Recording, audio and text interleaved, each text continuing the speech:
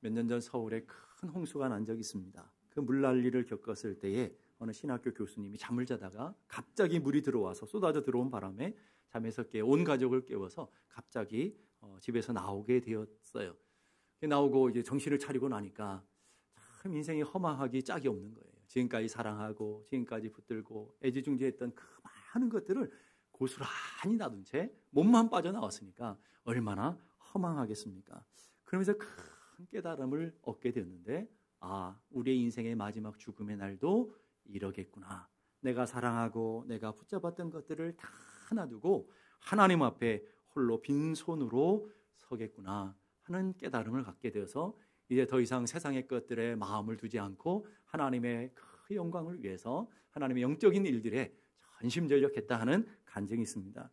오늘 우리 인생의 마지막 날이 오늘 온다고 한번 생각해 보십시다.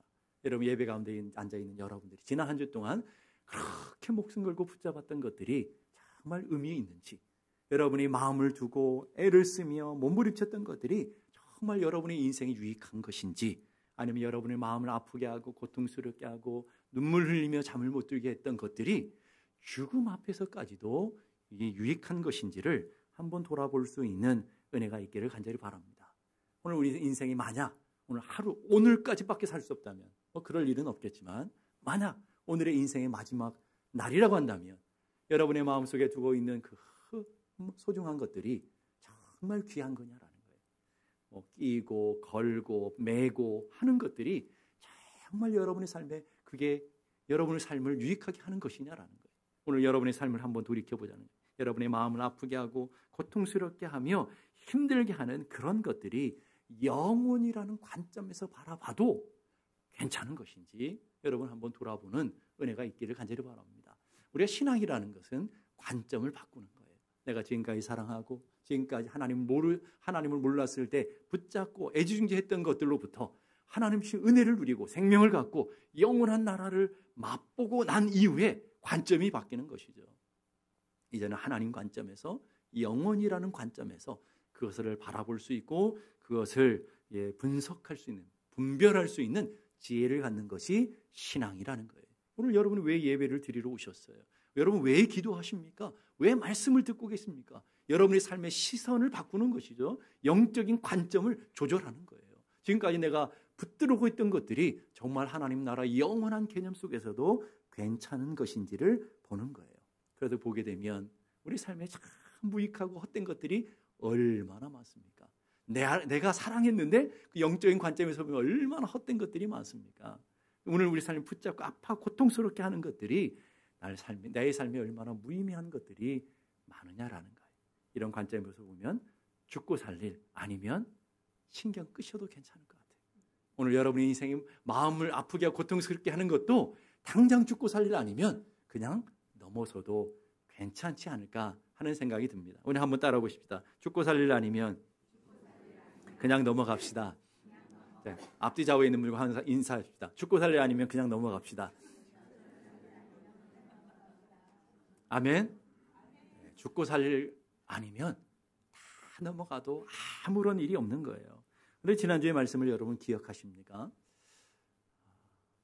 지난주의 말씀 하나님만 섬기라. 하나님 도가 아니라 하나님만 예배하고 하나님만 섬기는 하나님의 백성이 되어야 된다라고 하는 말씀을 바로 한 절 앞에 20절의 말씀을 가지고 함께 나눴습니다. 자, 그럼 하나님만 예배하고 하나님만 섬기는 인생이 되기 위해서는 전제되어야 되는 것인데, 어떤 말씀이 전제되냐? 21절의 말씀이에요. 돌아서서 유익하게 못하며 구원하지도 못하는, 우리를 유익하기도 하지 않아요. 우리를 구원할 수도 없어요. 그런 헛된 것을 따르지 말라. 그리고 한 번 더, 그들은 헛된 것이다. 헛된 것을 따르지 말아라. 주님께서 그렇게 명령하고 있는 것을 보게 됩니다. 여기서 말하는 헛된 것이 도대체 뭘까요? 오늘 본문에 나오는 헛된 것이라는 건 다른 게 아니라 헛된 우상을 뜻하는 거예요. 우상. 그러면 나는 우상 섬기지 않는데, 이런 생각을 할 수 있을 거예요. 여러분, 우상이라는 넓은 범위에서 보면 여러분들이 부처를 섬기거나 다른 집의 신상을 섬기거나 이러는 분은 한 분도 없을 거예요. 혹시 계신 분 안 계시겠죠?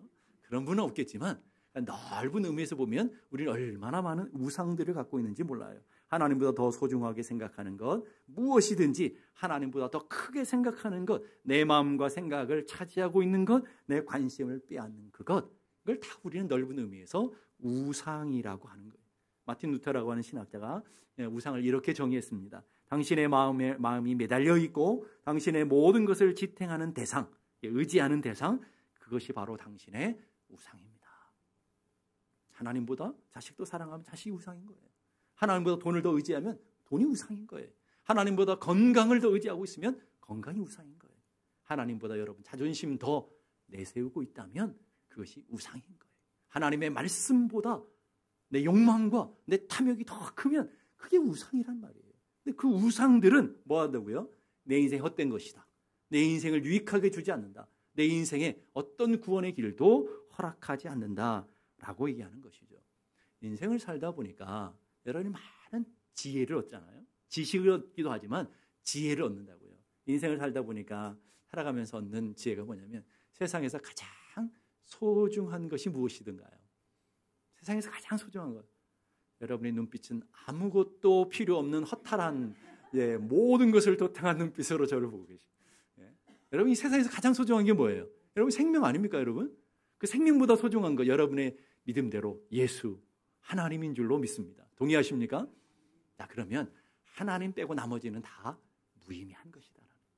내 인생에 제가 붙들고 사랑하고 근데 그거 없으면 죽을 것 같은 그런 것들 오늘 여러분의 삶에 요즘 최근에 만족하는 고급 핸드폰이라 할지라도 고급 목걸이를 할지라도 여러분의 마음을 만족해 하는 귀금속이라 할지라도 자동차라 할지라도 주택이라 할지라도 취미라 할지라도 그것이 하나님보다 더 마음을 두고 있다면 그것이 우상이 된다라는 거예요. 우상에는 크게 두 가지 우상이 있죠. 하나는 첫째는 가시적인 우상이 있어요. 눈에 보이는 우상. 두 번째는 불가시적인 눈에 보이지 않는 우상이 있다라는 거예요. 오늘 그럼 첫 번째 눈에 보이는 우상은 뭐냐면 사람들이 만들어 세우는 그런 신상들을 얘기하는 거예요. 그럼 이스라엘 백성들의 역사 속에 보면 가장 대표적인 신상이 있어요. 뭐죠? 바알이라는 신상. 바알이라는 뜻은요. 남편 주인이라는 뜻이에요. 자, 그러니까 이스라엘 백성들이 남편처럼 생각하고 이스라엘 백성들이 주인처럼 여기며 살았던 우상이 바알이에요. 근데 바알은 다르게 말하면 그 바알은 풍요와 다산 그리고 현재의 쾌락을 주는 신으로 믿어왔어요. 현재의 만족을 주고 현재의 복을 주는 신 그게 바로 바알이었단 말이에요. 자, 그러니까 우리 인생을 살아가면서 이스라엘 백성들이 하나님을 안 믿은 적이 단 한 번도 한순간도 없었어요. 하나님을 늘 예배했어요. 안식일을 철저하게 지켰어요. 하나님의 말씀을 생명처럼 여기며 살았단 말이죠.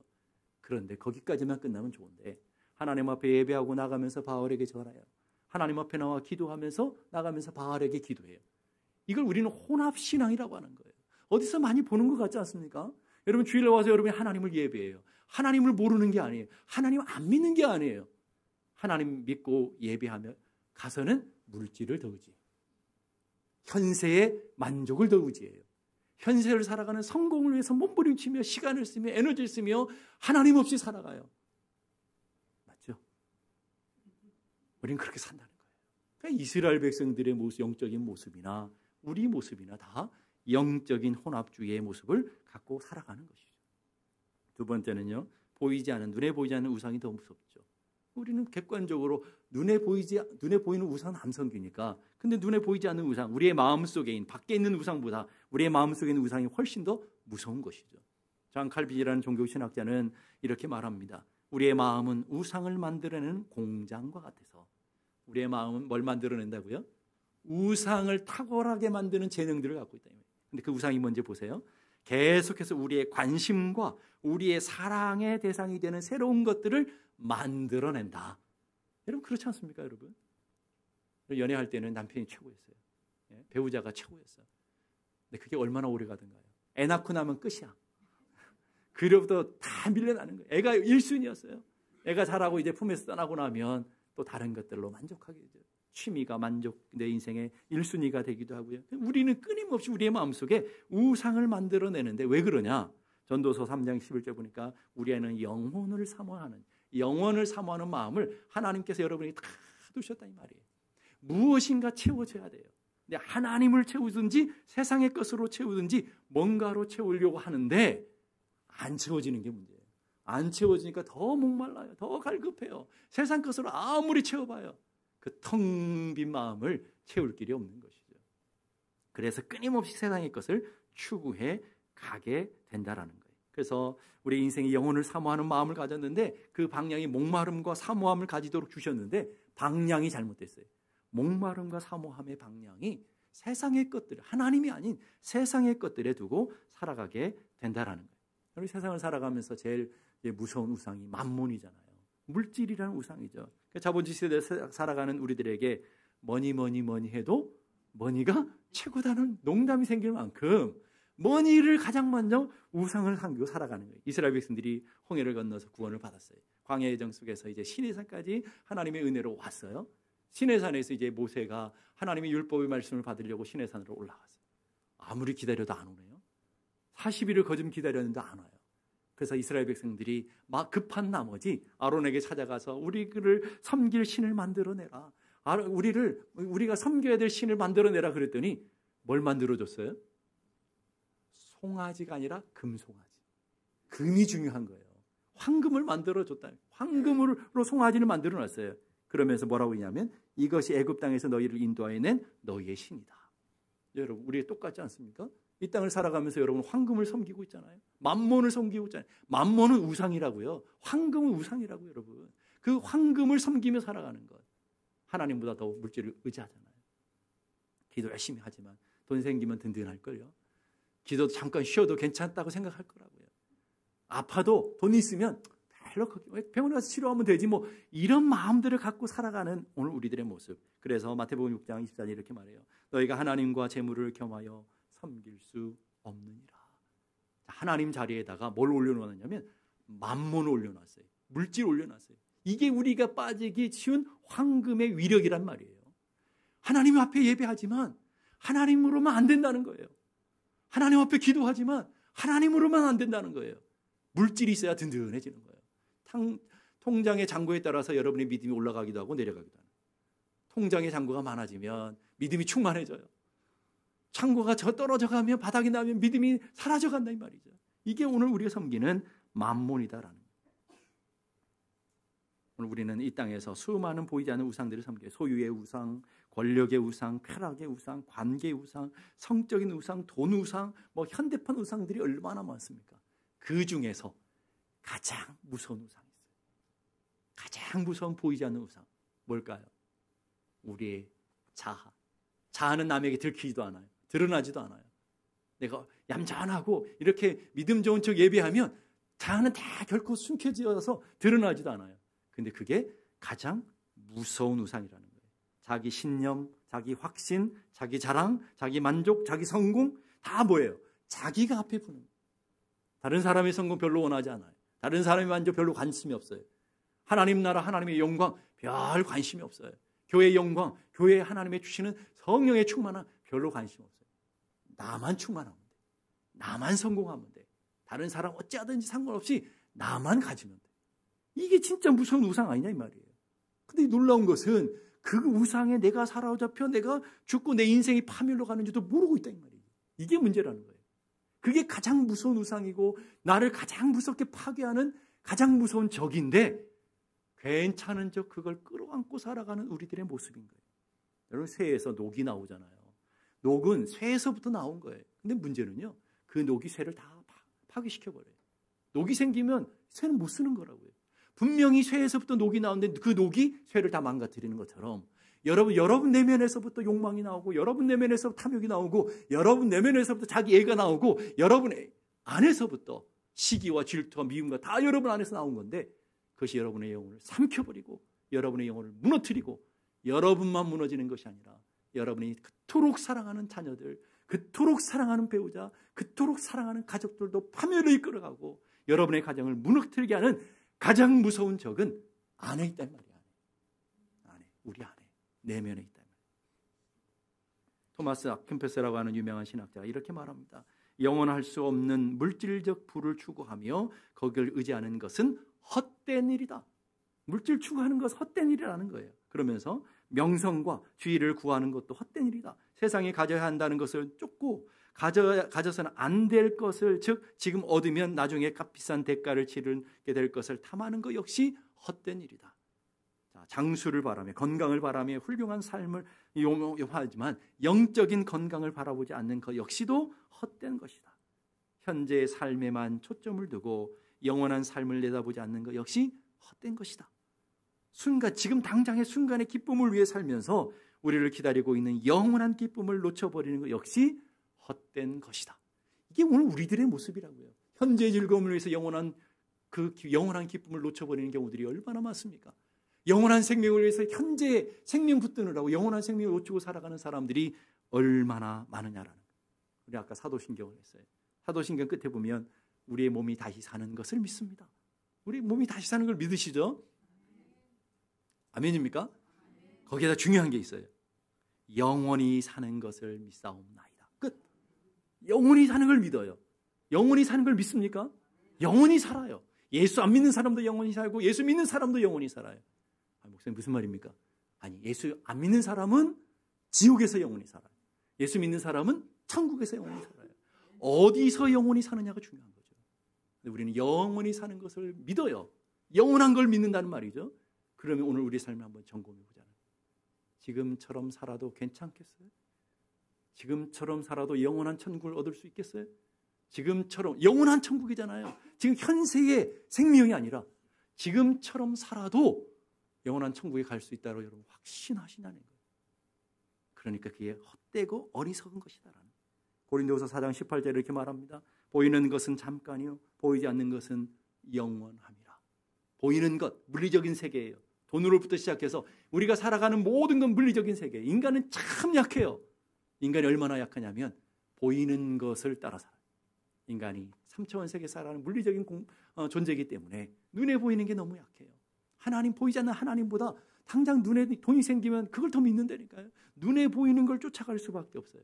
근데 하나님 뭐라 그러냐면 보이지 않는 것은 잠깐이다. 여러분 생명도 잠깐이에요. 여러분 건강도 잠깐이에요. 여러분의 삶에 있는 능력도 잠깐이에요. 물질도 잠깐이라고요. 잠깐 있는 것을 우리는 목숨 걸고 붙들고 있는 거예요. 근데 보이지 않는 것은 영원합니다. 보이지 않는 영적인 세계가 있어요. 보이지 않는 영적인 생명이 있습니다. 보이지 않는 영원한 나라가 있습니다. 그런데 별로 관심이 없어요. 왜? 안 보이니까. 여러분의 영혼이 열리고 여러분의 마음 눈이 성령이 오셔서 마음 눈이 열려지는 순간 그게 보이는 거예요. 그래서 관점이 바뀌는 거예요. 눈에 보이는 것을 위해 살아갔던 인생들이 눈에 보이지 않는 영원한 생명과 영원한 나라를 위해 살아가는 인생으로 바뀌어지는 걸 회개라고 하는 것이고 거듭남이라고 하는 거예요. 그럼 교회 다니는 게 생명 얻는 게 아닙니다. 그렇다고 교회 나오지 말라는 게 아니라 교회 열심히 나와야 생명을 얻게 되죠. 근데 중요한 것은 여러분의 삶에 변화가 일어나야 돼요.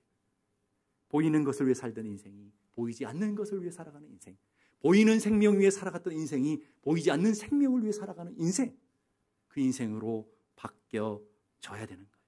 중요한 것은 눈에 보이는 것이 다가 아니라는 거예요. 눈에 보이는 것은 잠깐이라고 그러잖아요. 눈에 보이는 것이 다가 아니에요. 우리 한번 따라해 보십시오. 눈에 보이는 게 다가 아니다. 눈에 보이는 걸 위해 살아가는 사람이 헛된 인생이다. 저는 바라기는 여러분의 삶의 마음에 성령님께서 역사하셔서 여러분의 마음 눈이 활짝 열려져서 보이는 물리 세계가 아니라 보이지 않는 그 영적인 세계가 여러분의 영혼 가운데 열려지고 믿음 가운데 살아가는 은혜가 있기를 간절히 바랍니다. 여러분 살다 보면 목회를 하고 살다 보면 많은 사람들을 만나잖아요. 진짜 불쌍한 사람들이 있어요. 보이는 게 다인 사람, 돈이 다인 사람, 건강이 다인 사람, 그리고 세상에 있는 것들이 다 해서 그거 잃어버리면 죽을 것처럼 아둥바둥 살며 살아가는 사람. 얼마나 부끄러워, 얼마나 불쌍합니까? 그보다 더 불쌍한 사람들이 있어요. 주일마다 교회 열심히 오고 기도 열심히 하고 또 말씀 열심히 보는데 영혼의 구원의 생명이 없는 사람. 이 땅의 것을 그러면서도 이 땅의 것들 위해서 목숨 걸며 살아가는 사람. 여러분 세상 사람들은 객관적으로 말하면 세상의 것 누릴 거 누리고 자기 생각대로 다 살았으니까 덜 불쌍하죠. 물론 그분들도 구원 받아야 되지만 덜 불쌍하잖아요. 진짜 불쌍한 사람 누구예요? 내 시간 들여 에너지 들여 하나님 사랑한다고 그러면서 주님 섬긴다고 그러면서 영원한 생명을 누리지 못할 사람. 그게 얼마나 불쌍합니까? 세상에서도 다른 사람 다 놀고 다 노는데 날 놀지도 못해. 누릴 거 다 누린다 난 누리지도 못해. 세상 사람들 즐기는 거 여러분들의 영적인 수준 가지면 막 오늘 주일 빠지고 나면 막 불안불안할걸요. 큰일 날 것처럼. 이러면서 우리는 하루를 살아간다 이 말이죠. 그런데 천국을 못 누린다. 천국을 가지 못한다. 얼마나 불쌍합니까, 여러분. 그러니까 여러분 잘 믿어야 돼요. 예수 바로 믿어야 돼요. 믿음대로 살아야 돼요. 그래야 불쌍한 사람들이 되지 않는 거예요. 그래서 오늘 본문이 이렇게 말해요. 유익하게도 못하며 너희들의 구원도 주지 못하는 헛된 것들로부터를 떠나라는 거예요. 버리라는 거예요.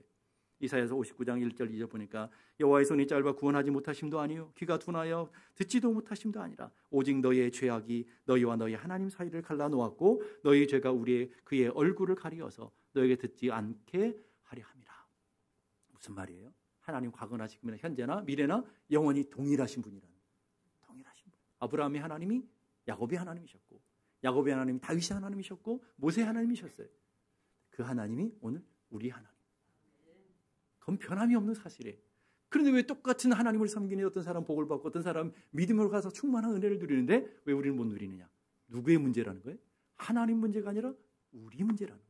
우리 안에 너무 장애물이 많은 거예요. 하나님과 갈라설 게 너무 많은 거예요. 관계가 끊어질 것들이 너무나 많은 거예요. 그래서 하늘에서 오는 신령한 은혜와 축복이 다 막히는 거예요.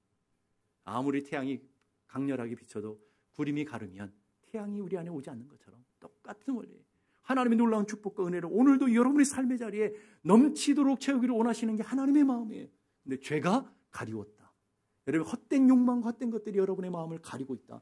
주님이 얘기하고 있는 거예요. 회복은 다른 데 있는 게 아니에요. 결단으로부터 오는 거예요. 이 결단이라는 한문은요. 결심할 결자에 끊을 딴자에 결단은 어떻게 오는 거예요? 끊어야 돼요. 영적인 거 아니면 끊어야 돼요. 마음만 갖고 있는 게 아니라는 거예요. 오늘 당장 끊으셔야 되는 거예요. 여러분을 해롭게 하는 건 당장 끊어내야 돼요. 아프게 하는 건 당장 끊어내야 돼요. 사람이든 술이든 담배든 여러분의 인생을 고통스럽게 영적으로 성장하지 못하게 할 거 있다면 끊어내야 된다는 거예요. 히브리서 12장 1절 보니까 이러므로 우리에게 구름같이 둘러싼 허다한 증인들, 믿음의 경주를 다한 믿음의 증인들이 앞에 있다는 말이에요. 그 다음 보니까 이제 그 바톤을 우리가 받았어요. 우리가 믿음의 경주를 하는데 이렇게 시작해요. 모든 무거운 것과 얽매기 쉬운 죄를 벗어버리고. 경주하는 사람 무거운 짐 지고 못해요. 벗어버려야 되는 거예요. 잘라내야 되는 거예요. 가볍게 해야 되는 거예요. 그 다음 보니까 인내가 필요해요. 인내로서 우리 앞에 당한 경주를 끝까지 가는 사람이 승리한다. 그게 구원이다 라고 설명하고 있다라는 거예요. 모든 무거운 거 얽매기 쉬운 죄를 벗어버리는 게 가장 먼저라는 거예요. 여러분의 마음속에 있는 거, 여러분을 아프게 하는 고통스럽게 하는 걸 다 벗어버려야 되는 거예요. TV에 보면 신박한 정리라는 프로그램이 있어요. 저는 한 번도 본 적이 없는데 그거에 관한 기사를 본 적이 있는데 집 정리를 잘 하는 그런 프로그램이래요.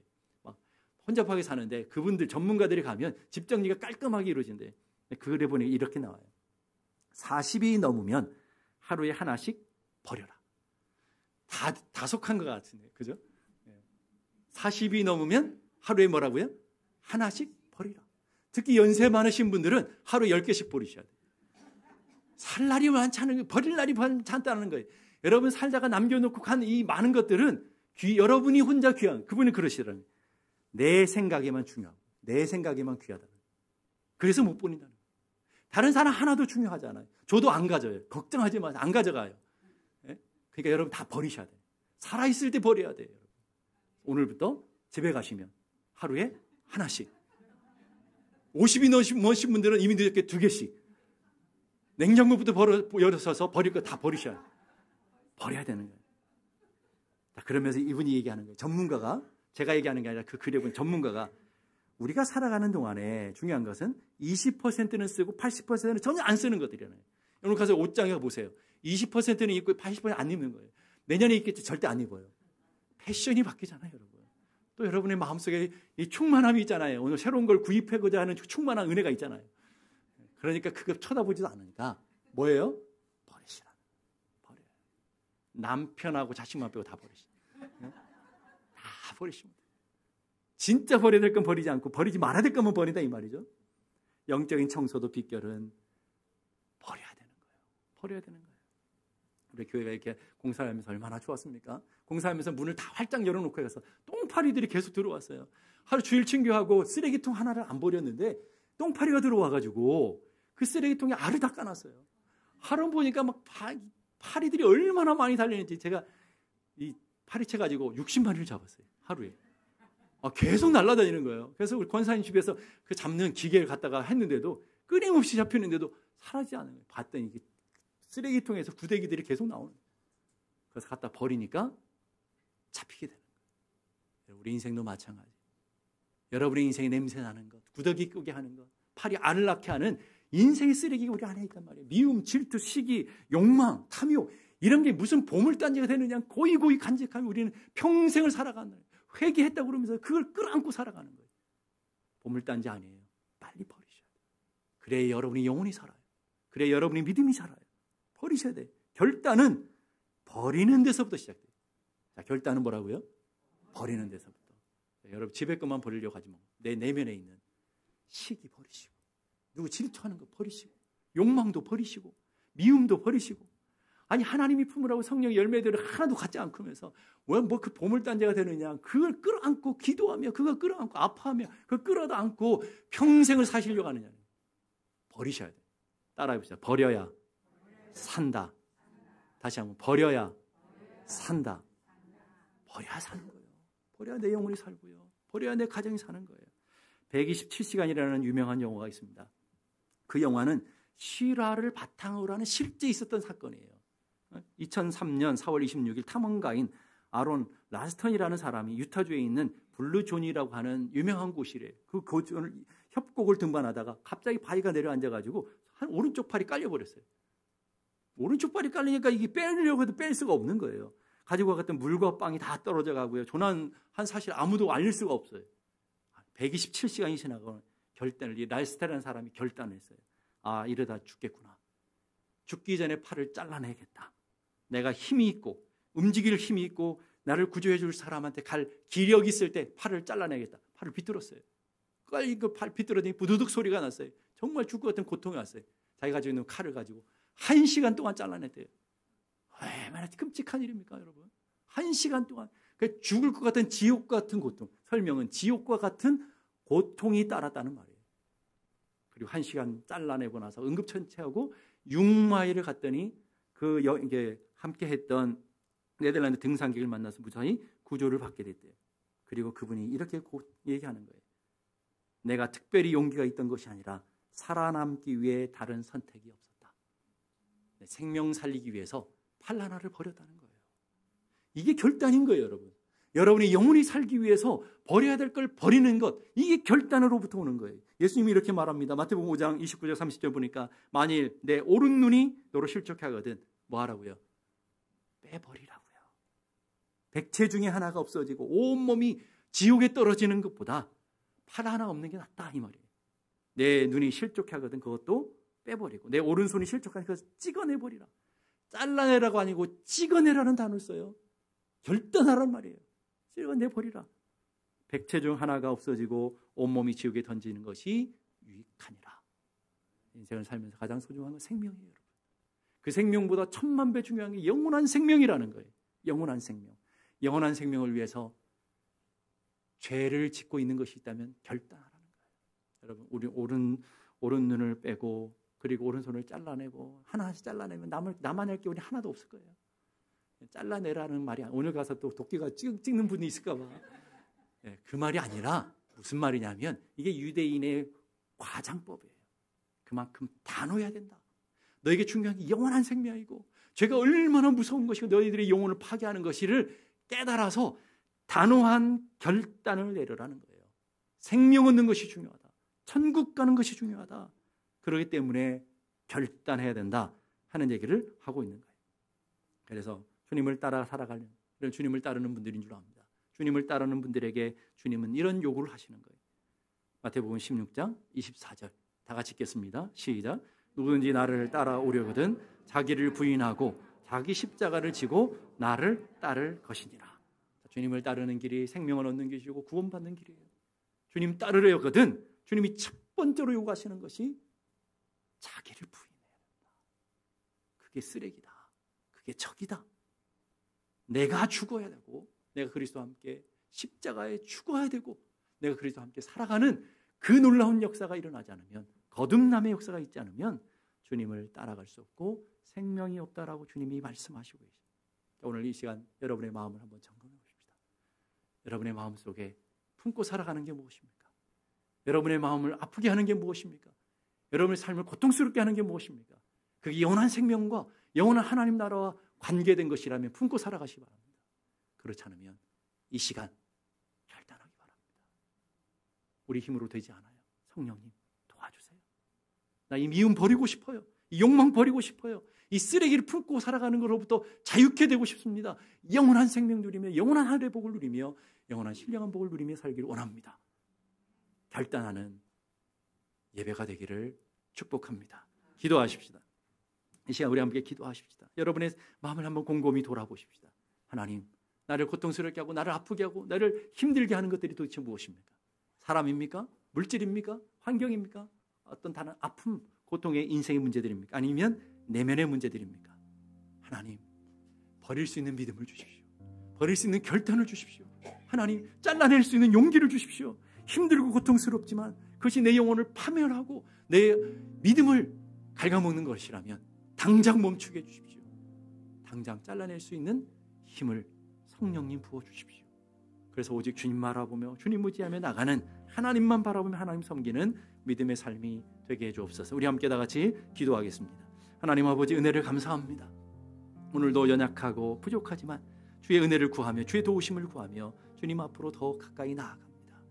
하나님, 우리는 주님을 품고 주님을 사랑하며 살아가지만 주님 대신에 우리 남편 삼고 주임 삼고 살아가는 것이 얼마나 많은지 모릅니다. 세상이 헛되고 헛되다고 입술로는 얘기하고 머리로는 알지만 그럼에도 불구하고 그걸 탐욕을 품고 허영을 부려가며 끝까지 품고 살아가는 우리들의 나약함과 헛됨을 바라봅니다. 주의 성령님, 이 시간 오셔서 우리의 마음을 변화시켜 주시옵소서.